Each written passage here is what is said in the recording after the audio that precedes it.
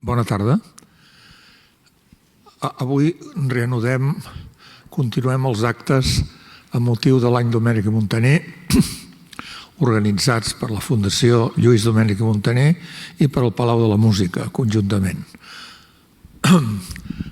Avui, aquest acte d'avui, té un caràcter molt especial perquè aparentment no sembla que de per si els arxius que custodien l'obra de Domènech el millor és anar-los a consultar i potser no donen molt de sí de parlar-ne sobre el que fan, però jo crec que sí que donen molt de sí perquè primer, clar, un arxiu que sembla la cosa més morta del món, amb perdó, però resulta que és una cosa molt viva, perquè precisament està allà, perquè tu vagis allà i interpretis i facis reviure i allò et serveixi per tirar endavant un tipus de raonament o d'estudi o d'això nou, no? I realment els arxius que avui presentem, entre parèntesis, excuso a la Marta Grassot del Centre de Documentació de l'Orfeó del Palau de la Música perquè ha tingut un problema familiar i la representaré jo perquè també hi he treballat bastant en l'arxiu aquell del CEDOC. Però continuant amb el que deia, aquests tres arxius a més tenen una particularitat molt curiosa, que és que tenen tres aspectes molt diferents sobre el contingut de l'obra de Domènech, no? En el cas de l'Arxiu Històric de Sant Pau té una cosa increïble, que és que guarda tot el projecte de com es va fer aquest conjunt d'edificis de Sant Pau. Els guarda, i això ho hem explicat moltes vegades, i el Miquel, que ha fet un llibre magnífic, que està allà al darrere per si el volen consultar, va tenir la sort, Domènech, de que li posessin a un vigilant, el que avui dia se'n diu un project manager. Els arquitectes en general els hi tenim bastanta mania, els project managers, però en aquest resulta que ho va fer molt bé.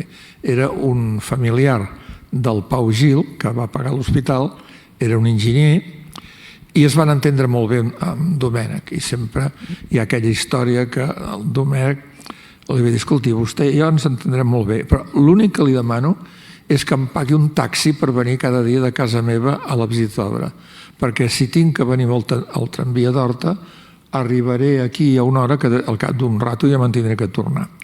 I el Salvador, no? Es deia? Sí. Leopold, ara no sé per què. Leopold Gil Llopart, que era aquesta persona, li va dir que encantat de la vida. Junts van fer una primera cosa que no es feia fins a llavors a les obres, que és tenir una caseta d'obra molt completa, amb tècnics, amb administratius, etc.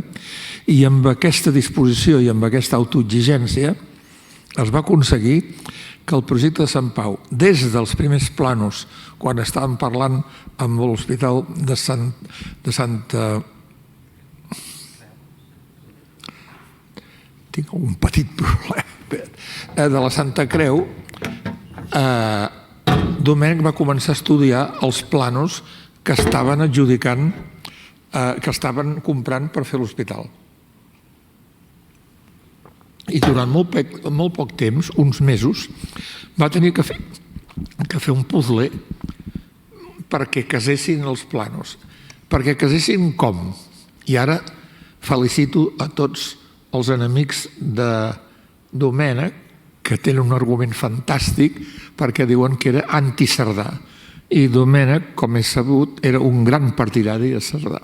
I no va parar d'ajuntar solars fins que va veure que el solar resultant s'inscrivia a dintre de la trama Cerdà i que, per tant, els carrers eren perimetrals i, per tant, es circulava i s'accedia i la ciutat. Amb un altre diàleg d'aquests es va parlar del misteri de l'Avinguda Gaudí, ara no en parlaré perquè seria molt llarg. Però, a més, l'arxiu de Sant Pau té tot el projecte compost d'una quantitat de planos increïbles. amb molts detalls, comptant que, a més, la tècnica d'aquell moment, que era que l'arquitecte només treballava fins a un punt i a partir llavors ja els hi cedia l'obra en els artesans i els artistes que tenien que completar-ho, però en aquest arxiu hi ha les notes d'obra, de peu d'obra, que parlant amb l'Eusebi Arnau o amb qui fos, doncs Domènech els anava dient el que pretenia fer. Per tant, quantes obres té? Si parlem de tot el conjunt, jo no els he comptat full a full, però estem parlant de 7 metres lineals. De plànols, documentació, certificacions, contractes... De pàgines del llibre, no en tinc ni idea, depèn del gruix del paper, no? No, però són com 200 i pico, no?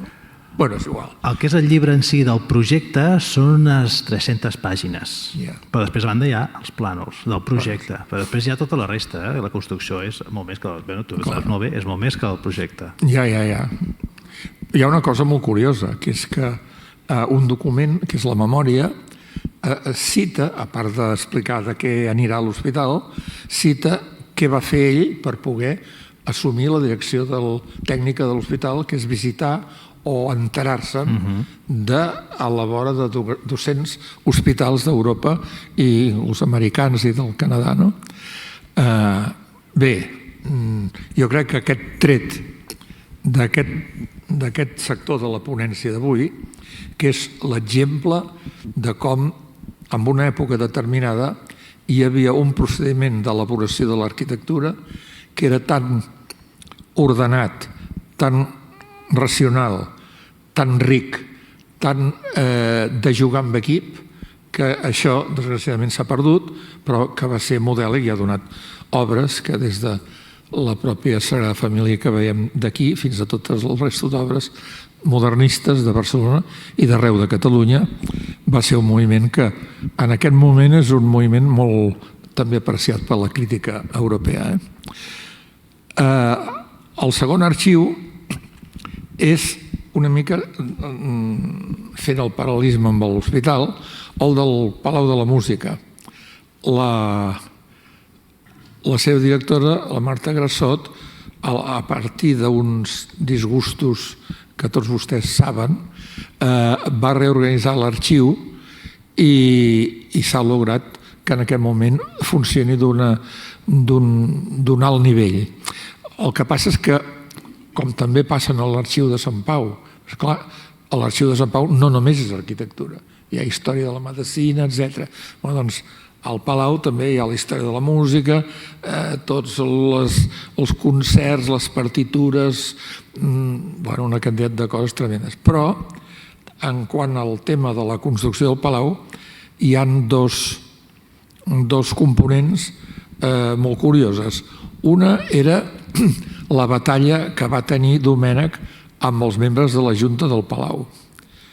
Que això és una cosa molt interessant, molt curiosa, perquè s'ha de llegir amb calma i que explica una mica quins eren els problemes de fons d'aquell moment. El problema de fons és que el Palau pretenia fer una seu a la seva imatge, com havia sigut el seu estatge anterior, i Domènech va intuir que el Palau a la llarga tenia que ser una altra cosa i l'Orfeó era una altra cosa i per tant va plantejar un projecte amb molta més ambició.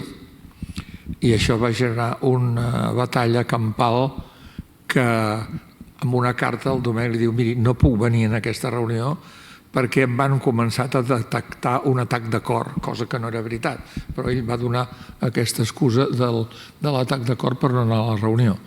Perquè realment de la Junta del Palau hi havia una persona, que per això es va salvar el Palau, que era el president, que era Joaquim Cabot.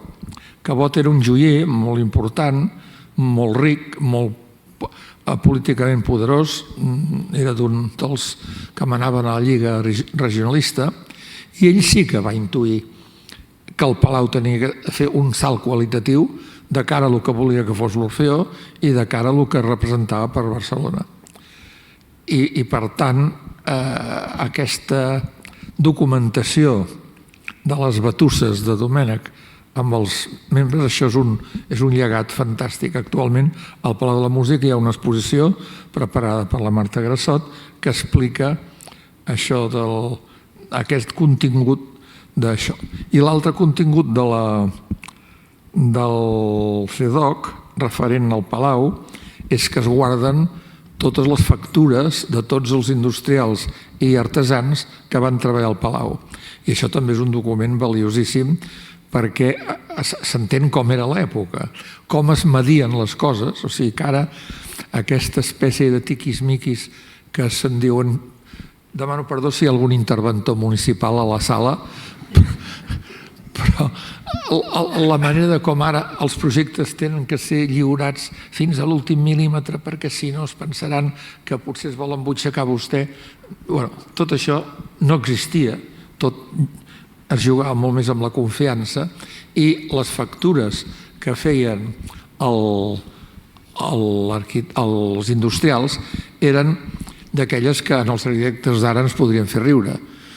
Per una brana del primer pis. Cony, doncs, si només diu això, doncs la brana del primer pis era molt més complexa que no es pogués definir amb una parrafada. Però això és molt interessant perquè es nota aquesta relació de qualitat entre l'arquitecte i els industrials i artesans perquè, clar, no era com desgraciadament passa ara, que realment la indústria de la construcció passa per unes mans que no pretenen exclusivament que l'obra quedi bé, sinó que hi ha temes de benefici econòmic, etc. Llavors, els artesans i els artistes que treballaven eren d'un nivell social i de qualitat humana i tècnica que s'acostava, eren com els de l'arquitecte, el senyor Domènech tractava de vostè, el senyor l'escultor, el Musell, en el Lluís Bru, en el Maragliano, es tractaven de vostè i tenien una relació de confiança i de dependència molt important. Bé, aquestes dos components, la de les batusses de la Junta i la de les factures dels industrials, donen una documentació i una qualitat a l'arxiu del Palau molt important. I a l'últim, l'Andreu Carrascal, el cap d'arxiu de l'Arxiu Històric del Col·legi, doncs ell explicarà què és l'arxiu, però l'any 2000, exactament, la família Domènech va llegar, va fer donació a l'arxiu de tot el material original de Domènech que s'havia pogut salvar de la seva antiga masia de Canet de Mar. I llavors, en aquest arxiu el que passa és que no hi ha només els plànols, cosa típica d'un arxiu, sinó que hi ha documents, discursos, estudis d'heràldica, tot el gran display, la gran multiplicitat que Domènech havia conreat a la seva vida. Bé, doncs, a veure, Miquel, jo crec que el que valdria la pena que expliquessis és com s'ho va fer l'arxiu d'aquí de Sant Pau per anar recuperant què va... És que la gràcia és aquesta, no s'ha recuperat res, sempre hi ha sigut. De fet, els arxius es creen per conservar la documentació que es genera en cada moment perquè en un futur pot tenir, o en un present pot tenir utilitat. I aquest és el cas de l'arxiu de l'Hospital de la Santa Creu en general i dels marmessors de Pau Gil en particular. Jo tinc la impressió que molta d'aquesta documentació que s'ha conservat, que no està pensada per ser conservada, molta de la documentació és documentació de treball, de comunicació amb els industrials o amb els proveïdors, que un cop complert l'encàrrec ja no tenen més valor. Però tinc la impressió que tot això s'ha conservat gràcies en part, com tu deies, a la figura del Leopold Gil, que feia una mica d'enllaç entre els marmessors, que eren els que sufragaven l'obra, i l'oficina d'obres, que era el que dirigia el projecte. I jo crec que també els marmessors aquí es van voler intentar cobrir les espatlles perquè, no sé si saben, que Pau Gil, que és el mecenes que va pagar per sufragar l'Hospital de Sant Pau. Era un banquer, afincat a París, va morir sense descendència. I les circumstàncies del seu testament són una mica estrambòtiques, perquè el seu testament el va fer hològraf de pròpia mà, el va deixar tancat al consolat d'Espanya a París perquè s'obrís a la seva mort. Hi ha nebots que van quedar desheretats, hi ve l'herència de son germà, que era el banquer, perquè ell va heretar la banca de son germà al seu torn, i una herència que no acaba d'estar ben liquidada. I jo crec que aquí els marmessors el que volien era cobrir-se les espatlles de cara a possibles impugnacions, possibles plets d'hereus que sorgissin, i el que volien era pormenoritzar fins al detall en què s'havien gastat l'últim ral, perquè no es pogués dir que havien malbaratat el llegat de Pau Gil. Jo crec que la cosa va per aquí, perquè, per exemple, conservem tots els certificats d'obra, a més amb carpetes de pell, maques, enquadernades, amb les etiquetes allò boniques, totes les certificacions d'obra, és a dir, cada mes es passava capítol a capítol, es refeia el repàs del que s'havia fet i es liquidava cada industrial per la quantitat de feina feta, des de pedres fins a maons, passant per metall, vidrieria, jardineria, el que fos. Tot això es conserva, a més per duplicat. Després també es conserven tots els rebuts. Cada pagament que es feia, l'industrial o el proveïdor que fos o l'artista signava un rebut que a més anava segellat també pel segell de l'Oficina d'Obres i la signatura del Leopoldo Gil. A més, conservem també el llibre d'obres, que consignaven dia a dia la feina que es feia, quants operaris hi havia, quants jornals es pagava, i això és interessantíssim per poder seguir l'evolució de l'obra. Quanta gent estava treballant en un dia concret a Sant Pau i qui eren? Doncs hi havia tants escultors, tants picapedrers, tants paletes, tants manobres. Tot això està pormenoritzadíssim. Hi va haver-hi una vaga al llarg... Sí, per exemple, i a més això es veu molt clarament. Per exemple, a la Setmana Tràgica, tu veus que durant la Setmana Tràgica hi va haver 7 dies que efectivament l'obra no es va obrir, no hi va anar ningú a treballar.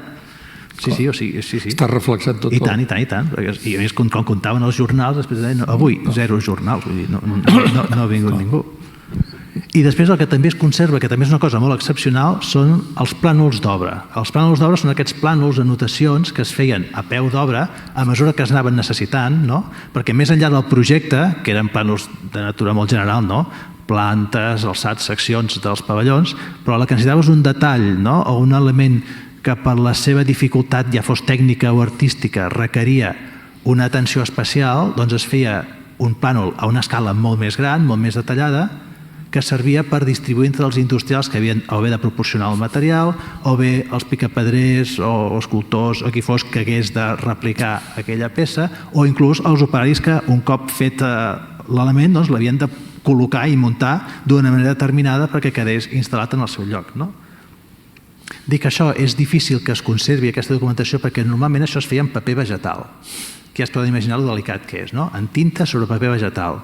Això era així perquè s'aplicava una tècnica que se'n diu l'heliografia, que consistia en fer còpies a través de la radiació ultraviolada que arribava del sol, d'aquí el nom, heliografia. La tècnica era molt senzilla, s'agafava un paper tractat químicament, es posava sobre un vidre, sobre aquest paper s'hi col·locava aquest plànol fet sobre paper vegetal amb un altre vidre perquè quedés tot pla i això es deixava al sol. Amb la radiació del sol, aquest paper de sota reaccionava, però només reaccionava la part que quedava visible al sol, és a dir, la part on no hi havia tinta.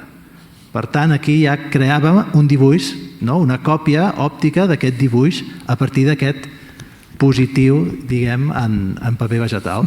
Això podem pensar, per exemple, típicament, un detall que era igual per tots els pavellons de malalts, doncs en feien 6 còpies i ja està. Només calia fer-ho una vegada, el distribuïa 6 vegades i ja està. O molt sovint, que també passava, un mateix plànol podia servir per moltes coses. Un mateix plànol, per exemple, d'aquesta columna d'aquí, per posar un cas, podia servir per decidir en quants blocs es faria aquesta columna. Per tant, demanar la pedra d'unes determinades mides. Segona, per donar indicacions als picapedrers de cara a la decoració. Quina decoració s'havia de fer, com, quines flors, fins on havien d'arribar, quines eren les volumetries que havien de tenir aquesta obra final. I després, finalment, els peons o els paletes que vindrien aquí i l'instal·larien al seu lloc. Clar, per tant, un mateix plànol s'havia de distribuir entre moltes persones diferents. La clau era fer-ho així. Ho fas en paper vegetal, fas còpies gràfiques 5, 10, 15 les que necessitis i aquestes són les que distribueixes. Un cop això ha estat distribuït, ha estat instal·lat, ha estat verificat que s'ha fet com Déu mana, aquest plànol ja no té més valor, diguem, ja no serveix i típicament no es conservava. Però en aquest cas, doncs sí, s'han conservat i fins a aquest punt que en tenim 2.000 de plànols d'aquests. Plànols de tall que no és ja fotografia d'època que permet veure com era originalment. No, és que tens el plànol que et diu com s'havia projectat originalment. Sí, hi ha un fet molt curiós o molt interessant, que és el tema de les voltes. Sí. Tot aquest pavelló d'administració està construït amb grans caixes de murs de totxo i cobert amb voltes. Totes les voltes, aquestes són voltes esfèriques, n'hi ha de voltes de tot tipus, no? I llavors el que feien, que això és increïble, el Domènec la volta la construïen, evidentment, els paletes amb uns cindris, però l'armava amb uns ferros per evitar l'estrabada de la volta. Doncs en el mateix plano hi havia la forma de la volta, el despiece, com eren els ferros, el càlcul d'aquestes armadures de ferro i el detall, i a més hi havia una vista posterior, una vista des de sota de la volta, on hi havia les peces, com deies tu, de les rajoles, dels mosaics, del que tenia que anar. És a dir, que amb un sol plano pràcticament construïen un element que de per si ja és bastant complex. De fet, hi ha un plànol que és d'aquesta volta d'aquí també, que tu el tindràs molt present, el plànol de la volta d'aquí. Sí, que és molt bonic. El mateix plànol serveix o sigui, veus allí Domènec treballant, no? Primer veus el llapis com fa traç del dibuix dels nervis, com vol que siguin aquests nervis, després amb tinta vermella va segmentant els maons i els compta i diu, mira, en forma d'X en necessito tants, de llargs en necessito tants, de curts són tants. Els compta per encarregar-los. Després, amb tèmperes, els pinta per fer proves de colors, a veure de quin color quedaran millor aquestes decoracions dels cassetons, inclús fa correccions, fa proves de colors. O sigui, el mateix plànol serveix per tot. Sí. Hi ha un altre tema que és una mica però sí, l'evolució, per exemple, dels terrenys. Sí, això. Primer només hi havia disponible una part dels terrenys, que era la part més de la cantonada. Clar, és que aquí hi ha moltes circumstàncies aquí barrejades, no? Hem de pensar que una cosa és el llegat de Pau Gil, que és Pau Gil que diu jo pago per construir un hospital, i l'altra cosa és l'altra part d'aquest pacte, que era l'antic Hospital de la Santa Creu, que fins llavors estava l'edifici gòtic, on ara hi ha la Biblioteca de Catalunya, allà al Raval, i l'acord era fer un projecte comú que reunís en un sol ens l'Hospital de Sant Pau pagat per Pau Gil i el nou Hospital de la Santa Creu que substituiria l'antic, perquè l'antic estava ja molt degradat, a més estava amenaçat per reformes urbanístiques i, sincerament, Santa Creu veia clar que allí no hi havia més futur i que s'havia de traslladar als afores de la ciutat. Doncs bé, el primer terreny que compren aquí és de Santa Creu. El 1890 Santa Creu compra uns terrenys que li ven un indià a molt baix preu, per molt per sota del preu de mercat, com a, diguem, acte de caritat envers aquest hospital, a condició que l'hospital l'utilitzi únic i exclusivament per construir la nova seu, que no hi especuli, que no l'exploti. Únicament és per construir el nou edifici. I a partir d'aquí, quan comença a fer tractes amb els marmessors de Pau Gil, els marmessors decideixen comprar, a fer aquest acord a dues bandes i comprar uns terrenys contigus als que ja tenia Santa Creu per fer un terreny una mica més gran. Llavors, amb això, a partir d'aquí és quan entra Domènec i Montaner i diu, a veure què m'heu deixat aquí. Tenim un terreny que era pràcticament la meitat del que és el solar actual de l'hospital, a la part que queda més costat Sant Andreu, per entendre'ns, inclús passava més enllà del carrer de Sant Quintí i per dalt, pel costat del Guinardó també era més gran. I per altra banda, els terrenys que compren els marmessors pròpiament eren contigus, efectivament, però al mig passava una mena de passeig arbrat que portava a l'antiga finca d'en Xifré, que era una finca que estava arruïnada en aquella època ja, i pel mig, a més, hi travessava el camí de la Travessera, que ara s'acaba quan topa amb l'hospital, però antigament continuava recte fins a Sant Andreu. Per tant, els terrenys aquí estaven tallats, però per aquí al mig tenies torrents, tenies camins tenies passejos arbrats i a més pel voltant s'havien començat a urbanitzar s'havia creat una urbanització al voltant del Mas Casanovas, el que ara és l'escola, i una altra al voltant del Mas Guinardó, Rambla Volart i tota aquesta zona, amb la qual cosa aquí tenim uns terrenys relativament grans creuats de camins, no carrers, de camins i torrents, i a més, allí a prop tenies unes urbanitzacions que amenaçaven d'anar creixent i acabar-se'l menjant. I aquí el 1902, quan entra Domènech, hi veu clarament que el primer que ha de fer aquí és ordenar aquesta àrea, perquè, a més, estava al límit del que era el Pla d'Eixample. De fet, el Pla d'Eixample només arribava fins al camí de la Travessera. Més enllà, Cerdà no es va definir. I, per tant, més enllà, la cosa no estava definida. D'aquí que haguessin proliferat aquestes urbanitzacions que ja no seguien el Pla de Cerdà. De fet, aquesta, perdona, era una decisió prèvia, de dir, un hospital, sobretot destinat a tuberculosos, té que estar lluny de la ciutat per airejar i per ventilar i tot això, però en canvi no pot estar enmig del camp per un problema d'accessibilitat i de comunicació, i per tant ell vol que estigui just en el carrer, just amb la Travessera i el carrer aquest que es deia Claudio Coelho, que és actualment el de Pare Claret. I llavors és com si ell agafés el quadrat aquest i llavors l'apretés contra l'Eixample, una altra manera de dir que estava a favor de l'Eixample. Llavors comença aquesta sèrie de jocs que surten als planos. Primer surt aquest plano que només sortia a la meitat del solar, després tot el solar, llavors ell comença a jugar amb el que seran els pavellons.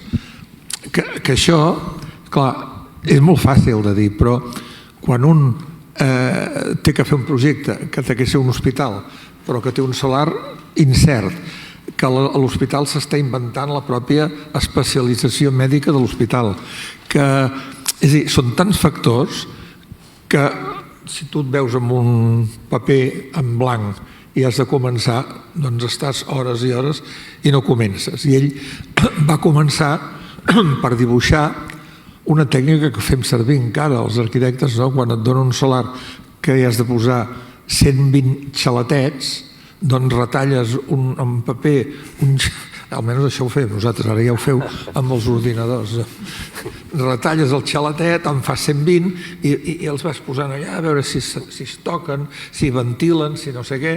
Doncs Domènech va fer el mateix, va començar a posar aquestes pastilles i va distingir una cosa fonamental, que és girar els pavellons de manera que el recorregut més important fos la diagonal que va de l'Avinguda de Gaudí fins a la Ronda del Guinardó.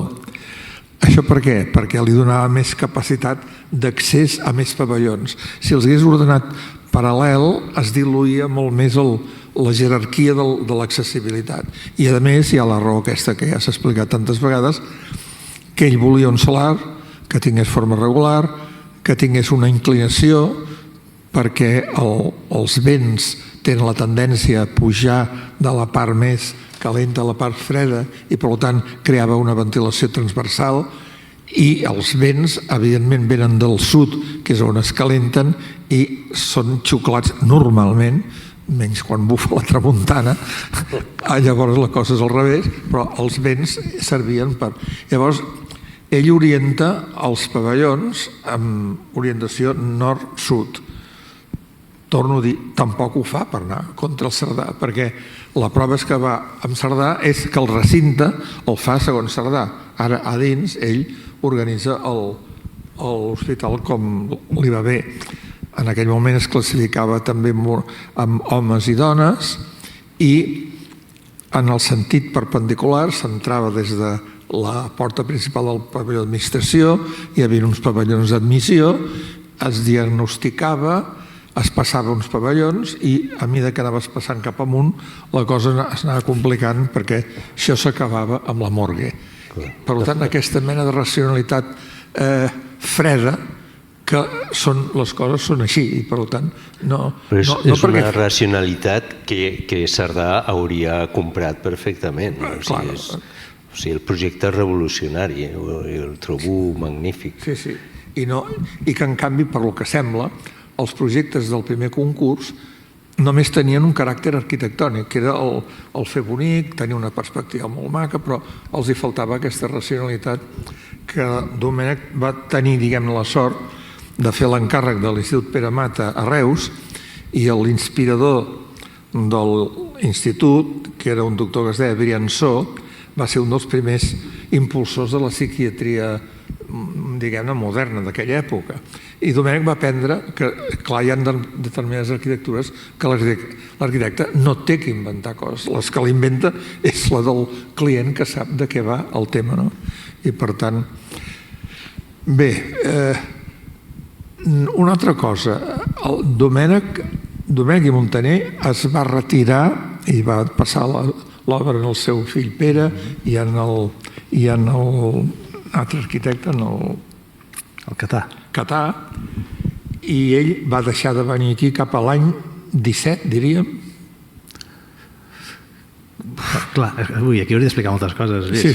Bueno, és igual. No, és molt senzill. O sigui, el que passa és que la part que sufraga Pau Gil s'acaba l'any 12. L'any 12 s'acaben els pavellons que havia pagat Pau Gil, però la resta de l'hospital s'ha de seguir construint. I llavors és Santa Creu que es dedica a anar aconseguint fons a través, bàsicament, de donants que estan disposats a pagar pavellons sencers perquè s'aixequin. El primer que es construeix és el de Sant Rafael, per la família de Rafael Rebell. Aquest el dirigeix Domènech i Muntaner, comença el 14 i s'acaba el 18. El que passa és que a partir d'aquí s'atura i ja Santa Creu no pot tornar a començar a construir fins a l'any 20. A l'any 20 ja Domènech ja està bastant retirat i al final, encara que ell formalment segueix sent el director, qui porta les regnes és Pere Domènech i Roura. En aquest intermedi, entre el 18 i el 20, és quan comencen a comprar aquests terrenyets que quedaven perduts, que encara no havien pogut comprar, però que ja Domènech i Muntaner el 1901 havia previst que s'havien d'integrar en el solar aquest, projectant el carrer Cartagena per una banda i el carrer Sant Quintí per l'altra. Doncs en aquesta banda d'aquí quedaven uns terrenys que encara no eren ni de l'hospital ni dels Marmessors i per tant quedaven fora. Doncs en aquest temps, fins a l'any 21 més o menys, l'hospital es va dedicar a comprar aquests terrenys per almenys poder tancar el solar a l'espera que vinguessin nous donants, noves contribucions que els permetés seguir construint. Sí, mentrestant s'havia produït, com dius tu, és difícil de determinar els períodes, però Pere Domènech, Roura i el Catà també ja havien començat a intervenir abans, des de molt abans. Ells estan des de sempre en l'oficina d'obres. Quan es funda el 1902 ja estan a l'oficina d'obres. Enric Catà porta més la part més administrativa, si volem dir-ho així, i el Domènech Roura porta la part més tècnica, no és el que supervisa l'obra, que s'hagi fet tot el que toca, que al cap del mes revisa que s'hagi fet l'obra que s'ha de fer, i el Catà, per dir-ho així, controla els jornals i el personal, per entendre'ns. Va ser alguna cosa similar amb l'antic estadi olímpic, que també... sí, del 29, de l'exposició del 29. Domènech Roura i Enric Catà. I Enric Catà. Sí. Finalment podríem dir que l'hospital queda oficialment acabat. Oficialment, sí. Oficialment. Sí. Ja sabem com són les coses oficials i es fa l'entrega als propietaris i hi ha un acte presidit pel rei Alfons XIII, no? Sí, l'any 30, el gener del 30, es fa la inauguració i la presideix Alfons XIII i amb això queda, en teoria, acabat l'Hospital de Santa Creu i Sant Pau, que ja ha canviat de nom. El que passa és que, clar, després es segueix construint perquè segueixen havent-hi necessitats, segueixen sent necessaris construir nous pavellons, segueixen havent-hi aportacions i, per exemple, crec que és el maig del 30, o sigui, l'hospital s'inaugura el gener, doncs al maig s'inaugura el pavelló d'oncologia i crec que és el 32 s'inaugura el pavelló Santa Faustina, que era el de pneumologia, si no recordo malament. O sigui que es segueix construint, sí, i tant. Explica coses sobre els corredors subterranis. Jo també en tinc alguna prova. Bueno, sí. Això és una innovació de Domènech, això sí. Això dels corredors subterranis, tal com els tenim aquí, és una genialitat de Domènech. Genialitat en el sentit que no és que s'ho inventis, però ho adopta i ho adapta, però sap adaptar tan bé que aquí rau l'originalitat, no? Domènech i Muntaner, des del primer moment, en la memòria més es veu, té molt clar com ha de ser un hospital model, perquè a més es dedica, les primeres pàgines del que és el programa, es dedica a fer una història de l'arquitectura hospitalària al llarg per tot el món, des del segle XVIII, per veure, per analitzar quins models van sorgint, en quines èpoques, a què responen, quins funcionen millor, quins funcionen pitjor, i arriba a la conclusió que el millor model és els hospitals pavellonals de pavellons aïllats. El model bàsic és el model típic alemany, que són pavellons col·locats en paral·lel, separats entre si i amb jardins o amb un espai obert que els separi. Però després també veu clar que és necessària una comunicació fluida entre els diversos pavellons. Però per altra banda diu, vale, sí, això està molt bé, però si poso galeries que comuniquin els pavellons, passadissos, corredors, el que sigui... Com n'hi havia en alguns... Exacte, a París i a Londres... Sí, el típic exemple, el típic model prototípic dels hospitals britànics d'aquella època era el que se'n diu model en pinta. Els pavellons estaven posats en paral·lel i llavors en un extrem hi havia una galeria que els unia tots. El model francès és el mateix però doblat, o sigui, era al voltant d'un pati i tenies pavellons a banda i banda, però sempre hi havia aquesta galeria que els comunicava. Domènech diu que aquesta galeria d'alguna manera hauria d'existir, però clar, per altra banda, si la poso m'estic carregant els avantatges dels pavellons aïllats, que ajuda a contenir contagis, a reduir infeccions, etc. A més, si poso galeries, em tallarà el pas de l'aire, es crearan remolins, es crearan zones d'ombra, la insolació serà deficient, i llavors troba que poc abans, a Berlín, s'havia inaugurat un hospital que era l'Am Urban, que tenia comunicacions subterrànies entre pavellons. Però aquestes comunicacions subterrànies eren només de serveis. Era, diguem-ne, un passadís molt estret perquè la gent de manteniment pogués passar i controlar totes les canonades de vapor, de gas, els cables de la llum, etc. Per tant, era una galeria únicament de servei. Però Domènech va més enllà d'això i el que diu, calla, vaig a crear una galeria d'aquest estil, subterrani, per comunicar tots els pavellons, però sense afectar aquest espai que ha d'estar lliure entre pavelló i pavelló, el faré més ample perquè puguin circular-hi vehicles inclús, perquè sí, i a banda de les comunicacions de gas, electricitat, llum, etc., també pugui circular-hi material, diguem-ne, net. Per tant, per no comprometre aquest aïllament entre els pavellons que evitava contagis. Això què vol dir net? Vol dir que per aquí entrava material, el material que venia de fora passava per les galeries per arribar als pavellons. Roba de llit, menjar, medicaments... Quan entraven, quan sortien ja no, perquè quan sortien ja havien estat compromesos, per dir-ho així, i llavors ja no passaven per les galeries. Doncs això és innovació de Domènech i Montaner. Aquesta mena de passadís tècnic subterrani que s'inventa Domènech, és que se l'inventa.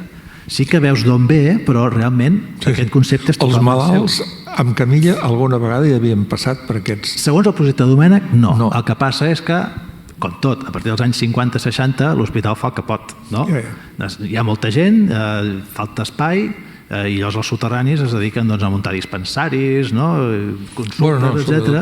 I ha arribat un punt, també la sala hipòstila era urgències, per tant, si faltava espai, a les galeries també hi posaven camilles. No, això ha sigut una cosa que jo ni me la creia quan m'ho van explicar, que és la restauració d'aquests túnels. D'això ha sigut aconseguir això per al propi edifici, pel propi monument i per la història del modernisme és un fet que les persones que ho han fet mereixerien que se'ls fes un monument a l'Avinguda Gaudí, que ja n'hi ha uns quants, no en vindria d'uns quants més. Bueno, escolta, el doctor Robert no el farem aparèixer, no? O sí? Home, a veure... Està aquí penjat, aquí fora, em sembla... No sé, a veure... Quins documents tenim? Del doctor Robert, cap. Molt bé. Ja està. Doncs ja està. Bueno, és aquesta eminència gris que hi havia darrere, però clar... No, però explica molt bé, aquí hi ha persones molt qualificades de la medicina i de la història que ens ho explicaré millor, però jo ho sé una mica de retruc. El doctor Robert, que era bastant més gran que Domènech, va ser l'inspirador de tota la política sanitària de la ciutat de Barcelona. I per lo que s'explica, ell va ser el primer que va dir que dintre la ciutat hi tenia que haver-hi un hospital de referència, que és el Clínic. En aquest hospital hi tenia que haver-hi la facultat de medicina i llavors hi tenia que haver-hi un altre hospital fora de la ciutat, precisament per l'enfermetat que en aquell moment matava a tot quisque, que era la tuberculosi. I llavors, de fet, ell va va preveure que tenia que existir Sant Pau. Ara, que en el moment que es va fer aquest primer concurs, que es va fer d'una manera molt irregular, perquè tots els integrants del concurs eren arquitectes i el jurat també eren arquitectes. Aquí podria explicar moltes coses. Bueno, si es poden explicar. Ara hi ha temps, sí. No, a veure, clar, allò que dèiem, no? El testament de Pau Gil era molt específic, donava molts detalls de com s'havia de fer la gestió del seu llegat i en un primer moment els marmessors van dir, bueno, doncs, anaven per lliure, no? Anem fent, a veure, anem seguint les instruccions del testament. El primer que deia era que s'havia de liquidar la banca, que la meitat dels béns anaven per la família i per la resta s'havia de destinar a la construcció d'aquest hospital. Vale, banca liquidada, fet. Següent pas, diu. El següent pas és publicar a la premsa un anunci per convocar un concurs per als terrenys on s'ha de construir aquest hospital. Un hospital que havia de ser només per 300 malalts, per tant, un hospital, diguem-ne, mitjanet. Sí. Diu, vale, fet, publiquen el concurs i compren uns terrenys, que són els que compleixen millor les condicions de salubritat, etc. a Sarrià, a prop d'on ara hi ha la porta aquella de la finca Güell, saben? Aquella que es veu una porta i hi ha una escultura de Gaudí daurada allí, al passeig de Manuel Girona, per allí. Doncs allí, en principi allí és on els marmessors havien de construir l'Hospital de Sant Pau. Després convoquen el projecte, el concurs arquitectònic, i les bases efectivament deien que el jurat estaria format per 3 arquitectes. Es convoca, es presenten, crec que van ser 3 projectes, i guanya Domènec Estapà. Domènec Estapà era un arquitecte que tenia molta anomenada ja en aquella època. De fet, ell és el que fa el Clínic. Ell, per exemple, també va fer l'edifici del Poliorama de la Rambla, per exemple, que és la seu de la Real Acadèmia de Ciències. L'Observatori Fabra també és del Domènec Estapà. O sigui, vull dir que era un arquitecte solvent. Doncs ell guanya el concurs. Dos els marmessors diuen, vale, ja ho tenim fet, també. Següent pas, anar a l'Ajuntament i dir-los, ei, senyors de l'Ajuntament, nosaltres ara ens posarem a construir segons les condicions d'aquest llegat del testament de Pau Gil i quan estigui acabat aquest hospital de Sant Pau els donarem a vostès i vostès ja els gestionen i fan el que vulguin. I l'Ajuntament, el doctor Robert, per tant, suposo, diu, no, això a nosaltres no ens interessa, nosaltres no volem, busquin un altre, no? I llavors, clar, els marmessors aquí es van trobar en un primer impàs, diuen, ostres, i ara què fem? L'única institució que els va acudir que podia gestionar solventment un hospital van dir, ostres, doncs Santa Creu. Van anar parlant, perquè més clar, el Clínic encara no existia. El Clínic s'inaugura en el 1905. I això estem parlant de 1896, 97, 98.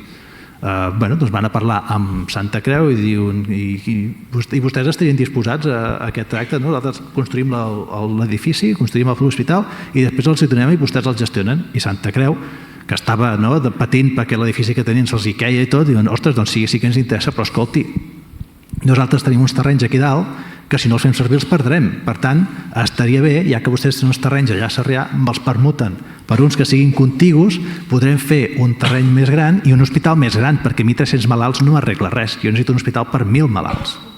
Llavors aquí és quan fan l'acord. Ara no cal que expliquis el dinar que van anar a fer quan van acabar això. Llavors, clar, l'únic cabo suelto que hi havia és que Domènec Estapà havia donat un concurs per construir un hospital. Exacte. I llavors jo tinc la impressió que es van empescar, i aquí també hi entra el doctor Robert, un comitè de metges per verificar si el projecte del Domènec Estapà era... En el moment que el doctor Robert se n'entera que hi ha la iniciativa aquesta, ja s'alarma. I és evidentment que ell influeix molt a la creació d'un comitè de metges. Sí, que són tots de Santa Creu, per cert. Bueno, eren metges qualificats, que per cert, al cap de poc temps es van començar a morir tots, aquests. Es veu que era un encàrrec una mica maleït. Molt malament, sí. Bé, doncs llavors aquests metges van veure els concurs i el projecte guanyador i van dir, escolti, això no és un hospital, això és un edifici preciós, molt ben fet, però no funciona com a hospital. Però, a més, jo crec que això coincideix amb un altre tema, que és la visió d'escala del problema. Com dius tu molt bé, aquest projecte que va guanyar era un projecte molt local, molt limitat, molt d'això. I, en canvi, el doctor Robert des del primer dia tenia la intenció de dir, bueno, és que ja que fem aquest hospital, l'hem de fer perquè sigui un dels 2 o 3 hospitals de referència que hi haurà a Barcelona. I llavors s'estableix aquesta mena de connexió, que això passa molt poques vegades a la història, que un projecte que no acaba d'enrotllar, un geni de la programació mèdica que veu per on peca el tema i un arquitecte que, com que ja ha estudiat hospitals, ja sap de què va i surt això, no? Jo trobo que tampoc cal donar-hi moltes més voltes. No. Bueno, escolta, hem consumit molt el temps i ara toca a l'Andreu explicar una mica la gènesi i sobretot la relació de l'hospital, de l'arxiu del col·legi amb Domènec Montaner.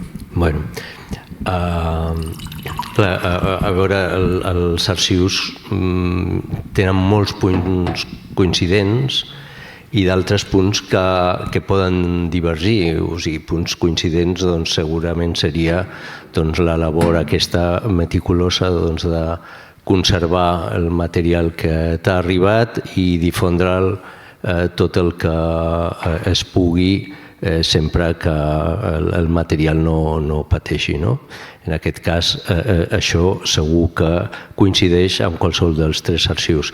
Però, en canvi, també hi ha altres punts que poden divergir.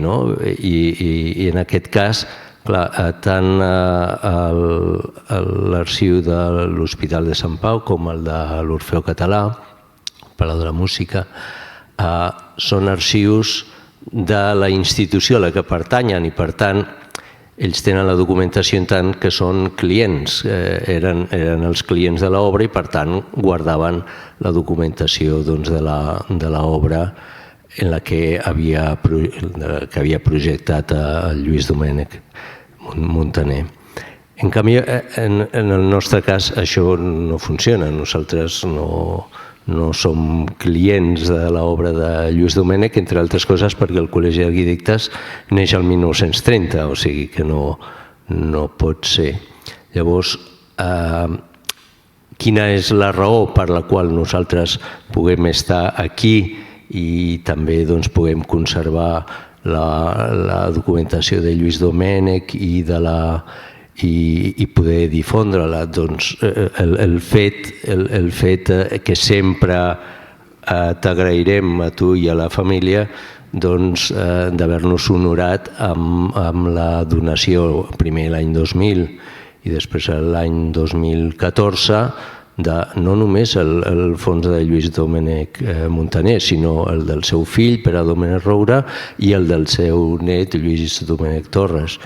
Clar, això representa 100 anys d'arquitectura que fan que sigui un dels corpus documentals per entendre l'arquitectura d'una saga familiar impressionant.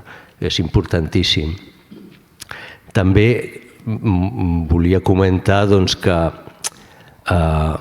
ja unit a la importància que té la documentació del propi Lluís Domènec Montaner, encara jo penso que la fa més ric quan se suma als prop de 200 despatxos d'arquitectura que té l'Arxiu Històric del Col·legi, perquè permet començar a jugar amb diverses temàtiques, amb diverses possibilitats. Jo aquí m'havia apuntat, com podia haver apuntat d'altres, per exemple, aquest estil eclèctic que a mi em va sorprendre la primera vegada que vaig llegir el teu llibre, la monografia de Lluís Domènec Montaner, que sempre pensem en el Lluís Domènec Montaner modernista, però és molt interessant aquesta figura de l'eclecticisme i de saber valorar que l'eclecticisme no deixa de ser també una possibilitat que sempre ha estat en la història de l'arquitectura. Doncs podríem aquí lligar-lo amb l'August Font o el Domènec Estapà, que no eren precisament en aquest cas gaire amics, però que eren dos personatges que també van saber recollir les influències, els elements potser del passat i saber-lo modelar cap a nous sistemes i noves formes d'entendre el projecte arquitectònic. O, per exemple, més dintre dels arts and crafts o el modernisme, l'obra de Petita, perquè desgraciadament va morir molt jove, d'Antoni Maria Gallissà, o la del propi Jujol, o sigui, uns personatges que en aquest cas també els pots combinar perfectament, o, per exemple, amb la restauració del patrimoni arquitectònic, la figura d'un dels grans pares de l'arquitectura catalana, com seria l'Elias Rogent. Aquí potser rau la importància de l'arxiu de Domènec Montaner i de la nostra feina diària a l'Arxiu Històric del Col·legi. Saber recollir tots aquests fons, afegir-los també després a elements, a altres fons que no són coetanis en aquest cas, com podria ser, per exemple, el fons de Tusquets Clotet Paricio, amb l'ampliació precisament de l'edifici del Palau de la Música, Francesc Català Roca, que fotografia molta de l'arquitectura, té uns treballs magnífics sobre l'arquitectura de no només Lluís Domènec Montaner, sinó del seu fill Pere Domènec Roura. Tot plegat, la documentació aquesta està a la vostra disposició i aquí rau la importància dels nostres arxius. I a més jo crec que l'arxiu del col·legi, per la seva pròpia constitució de fons i per la seva missió, diguem-ne, pels seus objectius, ha constituït un mecanisme, un element molt important, que és narrar, explicar el que va de l'arquitectura clàssica a l'arquitectura contemporània, a l'arquitectura de l'actualitat. En aquest sentit és molt curiós que amb 3 o 4 salts, com si un cavall dels escacs pogués fer amb 3 jugades, saltes de Domènec i Montaner a Gallissà i a Jujol, saltes al Gatpac, saltes al Sostres. Clar, el Josep Maria Sostres escriu a l'any 59, un article a la revista de Madrid, d'Arquitectura de Madrid, parlant, perdona, m'he equivocat, del 58 perquè era el cinquantenari, parlant del cinquantenari del Palau de la Música. És a dir, hi ha com una transmissió tan ràpida d'unes èpoques tan diferents, a més saltant la dictadura de Primo de Rivera, saltant la Guerra Civil, però que el col·legi, l'arxiu, permet aquesta reflexió de crítica i d'història de l'arquitectura que ha permès això a través de Sostres o a través de l'Oriol Buigas o a través dels actuals crítics establir aquestes relacions tan lògiques, diguem-ne, per altra banda, a pesar dels estils. I per això el tema de l'eclecticisme jo crec que és molt interessant perquè és una cosa que parteixes d'una accepció que actualment és bastant negativa, quan resulta que va ser una vitamina introduïda en l'arquitectura que la va fer evolucionar d'una manera molt positiva. L'arxiu oficialment, quan va començar ja la Gran Via? Quin any es va, més o menys? L'arxiu, o sigui, la primera vegada que es comença a parlar de l'arxiu ens hauríem de remuntar a l'any 64. Resulta que, i ara apareixerà un personatge que jo penso que és un arquitecte molt important, diguéssim, a l'hora de modular la cultura i la cultura arquitectònica, com ha estat l'Oriol Buigas. L'any 1964 Oriol Buigas fa una proposta al que en aquell moment crec que era el degà del col·legi, l'Antoni de Moragas. Ah, ja era l'Antoni de Moragas. És que no sé si en aquest moment era el degà o potser era el secretari en Moragas.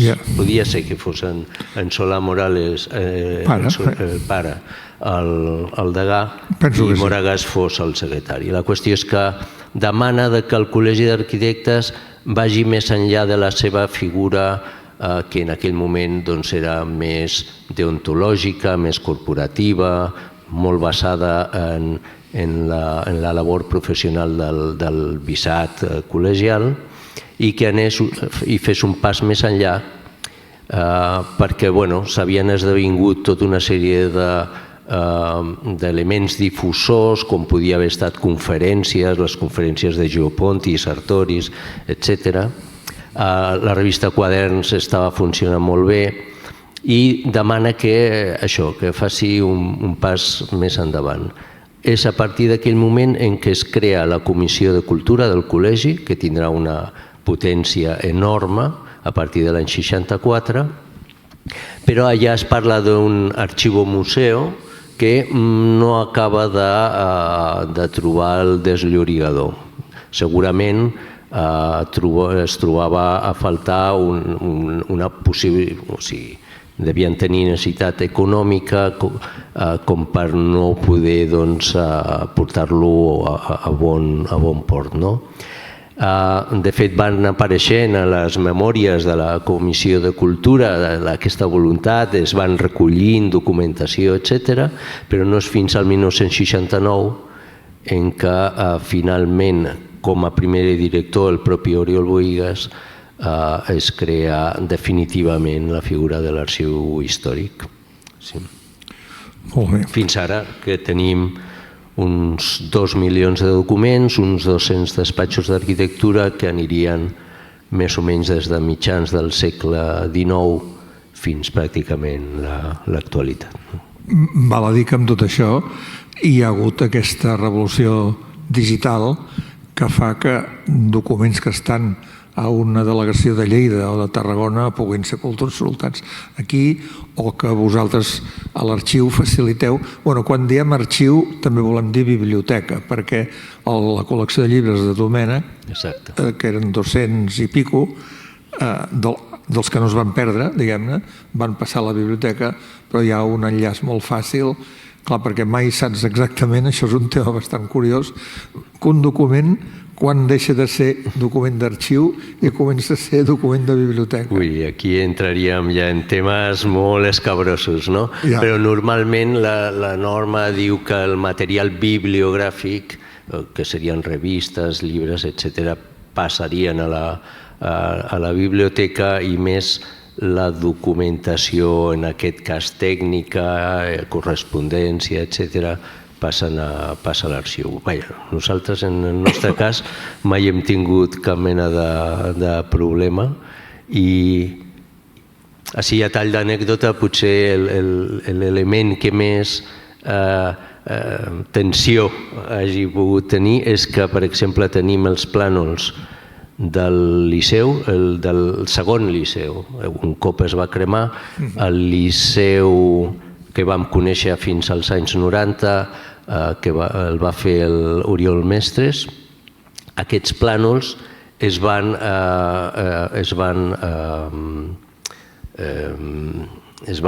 fer com un llibre, o sigui, els van enquadernar i el fet d'estar enquadernat com un llibre va passar, diguéssim, a la biblioteca. Jo consideraria que els plànols han d'estar a l'arxiu, però bueno, l'important al final és que està digitalitzat i està al servei de qualsevol usuari que hagi d'investigar sobre ells. No, això és molt important. Potser ens hem descuidat d'un ingredient de l'arxiu molt important, que és el fons del GATPAC. Perquè, esclar, parlem d'un moviment arquitectònic molt important, del qual es va realitzar molt poca cosa a la realitat, diguem-ne, i que en canvi tenia una documentació molt potent, molt ben feta, molt estudiada i que està a l'arxiu. Sí, sí. També cap a l'any 72 els directors que havien sigut del grup de GATPAC decideixen donar la documentació que estava amagada, diguéssim, al Museu d'Art Modern de Barcelona. S'ha de tenir en compte que estava encara en ple franquisme, o sigui que i el GATPAC havia sigut un grup d'arquitectes que s'havien vinculat molt amb la República i va entrar en l'any 72. A mi el que m'agradaria per unir una mica la documentació del GATPAC i la documentació de Domènec Montaner és que un dels grans projectes que realitza el GATPAC, que és sanitari, és l'antituberculós, en què també fan un treball extraordinari per veure quines necessitats hi havia a nivell de controlar aquesta malaltia que era tan terrible en aquella època, i fruit d'aquell treball organitzen un projecte en un lloc, en aquest cas un solar molt més complicat, perquè és molt més petit, però arriba a ser un projecte molt ben realitzat, igual que el de Domènec amb l'Hospital de Sant Pau. Al final del que es tracta suposo que és d'intentar assessorar-se al màxim, fer un bon estudi i posar tota la feina perquè surti l'edifici o el conjunt d'edificis el millor possible. Sí, jo, per acabar aquesta part, em penso que podem fer la reflexió que en una època d'uns canvis econòmics, socioeconòmics, professionals impressionants que fan que les professions ara ja no hi hagi gairebé... Bueno, sí, encara estudien arquitectura, hi ha uns certs il·lusos que encara volen estudiar arquitectura, però la majoria hi ha altres ciències i altres tècniques i, en resumides comptes, jo crec que el col·legi ha anat perdent la seva funció estrictament professional i molt forta i de molt èxit i vinga, i en el fons, què li ha quedat? Doncs li ha quedat el més important que té el col·legi, que és la seva ànima, és el seu arxiu i la seva biblioteca. D'allà és d'on surt l'arquitectura d'aquest país i, per tant, jo crec que això li dona un valor molt important. La veritat és que el Col·legi d'Arquitectes tenia en compte la gravíssima crisi que va patir ell, no només ell, sinó el col·lectiu d'arquitectes l'any 2008, la veritat és que ha fet una feina brillantíssima en el que toca el terreny cultural, perquè s'ha de tenir en compte que tot el que es pot fer des de l'arxiu, des de la biblioteca i des dels serveis d'activitats del col·legi bàsicament surt de la quota dels col·legiats, dels 10.000 col·legiats. Davant d'això, nosaltres la veritat és que estem orgullosos de poder estar treballant i difonent des de l'arxiu a un nivell bastant equivalent al dels arxius públics que tenen uns pressupostos que són molt diferents als que podem tenir nosaltres. Molt bé. Jo penso que hem consumit ja bastant temps. Jo he explicat una mica el tema del centre de l'Orfeó Català i el Palau de la Música. No m'atreveixo a dir més coses perquè la Marta Grassot segurament em renyaria molt perquè m'equivocaria i, per tant, jo donem per explicat una mica el caràcter d'aquest tercer arxiu. Llavors, avui, lligat una mica amb les activitats que estem desenvolupant la Fundació amb el propi hospital, i vam posar també la presentació d'un altre llibre sobre Domènec Montaner que tinc el gust i l'honor de presentar el seu editor, senyor Josep Cots, que està aquí. Aquí el que pot ser interessant com a acte no és fer propaganda d'un llibre, perquè això ja té els seus propis mecanismes i les llibreries, sinó quins problemes presenta una celebració d'un any, adéu, gràcies, commemoratiu de Domènec Montaner, i com aquest any desplega activitats que moltes d'elles són traduïbles a llibres.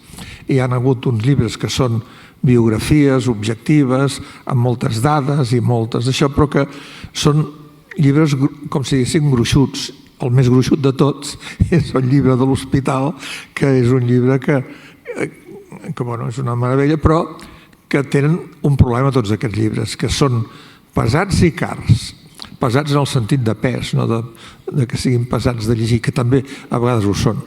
Però llavors, en el senyor Cots, editor que jo coneixia molt poc, tinc que dir-ho, perquè a mi m'agrada més haver els llibres gruixuts i grossos, però et vaig... A mi també. A tu també, sí, ja ho sé. Obre't el micro. Espera, no. Això ho has de tirar amunt. És que és molt complicat, això. Ah, no. Ara. Ara sí? No. No. Doncs És al revés. Ara. Tampoc. Ara? Sí. Bé, doncs... Bueno, a mi també m'agraden els gruixuts, O sigui, continuo. No, llavors va ocórrer aquesta idea que ja havies posat en pràctica, com no, sempre el nom de Gaudí va per davant, i tots estem d'acord que té la seva raó de ser, i llavors em vas plantejar la possibilitat de fer un llibre específic sobre Domènec Montaner que tingués unes característiques especials. És a dir, que fos un llibre petit, condensat, que es pogués vendre a les llibreries normals i a les més especialitzades de turistes, ja que a Barcelona no hi ha manera de treure'ns aquesta mena d'espasa de Damocles que és el nostre destí turístic, i a mi em va agradar molt la idea, sobretot perquè em vas dir una cosa, que aquesta edició es faria en català, en castellà i en anglès. Això a mi em va obrir tots els cels, perquè jo havia estat buscant editors que les biografies les fessin en versió anglesa i no hi va haver manera. Es veu que no som gaire... Bé, bueno, això són criteris d'edició i, bueno, de fet, també no... És jugar-se'l, això, Bé, la qüestió està que, bueno, us explicaré una mica breument, no? De què es tracta? Es tracta de popularitzar la figura de Domènec Montaner, com es tracta de popularitzar tot, com el cas del Gaudí, que també tenim un llibre amb 7 idiomes en aquest cas, no? Perquè el Gaudí està encarrilat de moltíssims punts de Barcelona i llavors podríem dir que tot Barcelona s'ho pega per tot arreu, però en aquest cas era interessant de fer aquests llibres, que ja els veureu, estan allà baix, si en voleu adquirir algun, vosaltres mateixos, però són així de petits. És intentar que tot aquell que ve a visitar el Sant Pau, el Palau de la Música, que va pel carrer, que sent a parlar de Domènec Montaner, es pugui interessar per Domènec Montaner. Llavors, aquest llibre porta el títol Domènec Montaner, la vida d'un arquitecte universal. Llavors, per què vam triar aquest títol? Vam triar aquest títol per una senzilla raó, que és l'experiència que almenys jo personalment com a editor he tingut amb altres llibres que he fet, i és que m'he adonat que quan una persona visita un lloc, en un lloc ja que queda frapat pel lloc, queda frapat per la bellesa del lloc, es planteja un interrogant ràpid i després un impuls. El primer impuls és que se'n voldria emportar l'obra a casa, però esclar, això és impossible. Llavors, vull dir, què fa? Doncs compra coses de fotos, compra records de fotos, i per això hi ha llibres que són bàsicament un recull de fotos, com si fossin cromos. Però molts d'altres, una minoria dins d'aquests, però també bastant important, s'interroga sobre la persona, sobre la figura, sobre qui és el constructor, què va fer aquest arquitecte, aquesta persona que es va idear això, perquè com que queda frapat per l'obra, què és el que... I es planteja quina és la vida d'aquest home, qui és. I llavors per això nosaltres, en aquests llibrets, no fugim completament d'una idea completament de record del lloc que s'ha vist, sinó que anem intentant, amb un recull petit de fotos, dos reculls de fotos que hi ha dins del llibre, intentar apropar la gent a la persona. Llavors, quan en Lluís em va plantejar això, esclar, jo li vaig dir, això té de ser condensadíssim, o sigui, no podem fer aquella monografia que vas fer, perquè parlava de la monografia i jo ja em vaig esverar. Perquè, a més, això, si hem de popularitzar la figura de Domènec Montaner, l'hem de popularitzar a un nivell que sigui assequible també econòmicament. O sigui, no pot ser que una persona arribi a un lloc i es trobi una cosa que costa 25 o 20 euros o 19 o 30 i que allò no pot, i a més és un pes enorme. Es tracta d'agafar un llibre que sigui sintètic, digui quins són els trets més vitals d'aquest home, però no únicament els trets professionals, en aquest cas hi són els trets, sinó també aquells més profuns d'ell que el motivaven, no? I en aquest cas aquí, doncs, clarament surt, perquè de fet està tret de la monografia que ell va escriure i va publicar, doncs agafa tots aquests trets vitals, humanistes, que té Domènec i Mondré, d'incardinació patriòtica, de disposició total a la figura, a la Catalunya, i llavors, vull dir, tot això està sintetitzat. Amb una mica també de mala bava, en el sentit d'això, perquè com que el llibre en castellà anirà per tot Espanya, doncs que així se n'assabentin. Bé, doncs és això, o sigui, vull dir, aquesta és la idea, és molt senzilla. Senzillament és un aperitiu, o sigui, no té res a veure amb un estudi, no té res a veure amb aquesta aclaparadora, aquests arxius aclaparadors que m'ha caigut a sobre, però vull dir, és això. No, i el curiós és que no és tampoc una guia. No és que guia, o sigui, és senzillament això, buscar aquells elements de la vida que ens interessa, o sigui, ens interessa que la gent no únicament vegin un arquitecte fred que solament calcula i tal, no, que vegin l'arquitecte però que vegin qui és aquesta persona, o sigui, què té.